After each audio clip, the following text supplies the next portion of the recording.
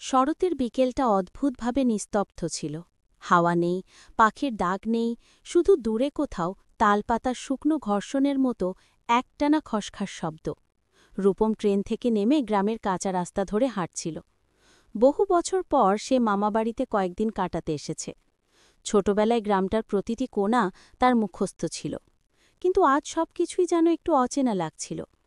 গ্রামের প্রবেশমুখে পুরনো এক অশ্বত্থ গাছ, তার নিচে ভাঙাচোরা পাথরের চৌকি। ছোটবেলায় দাদু তাকে বলেছিল, গাছটার ছায়া নাকি রাতের পর কেউ পেরোতে সাহস করে না, কারণ গাছটাতে নাকি এক অশরীরী থাকে।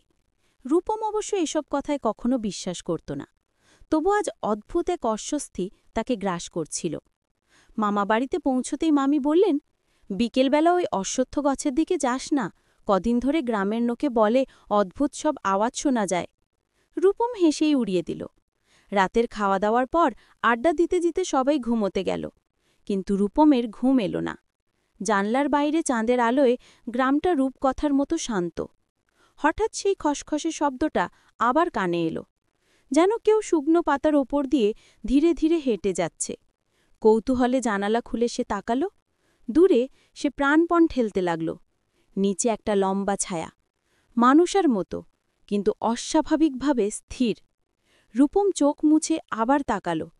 ছায়াটা এবার নড়ছে, ধীরে ধীরে গাছটাকে ঘিরে পাক খাচ্ছে।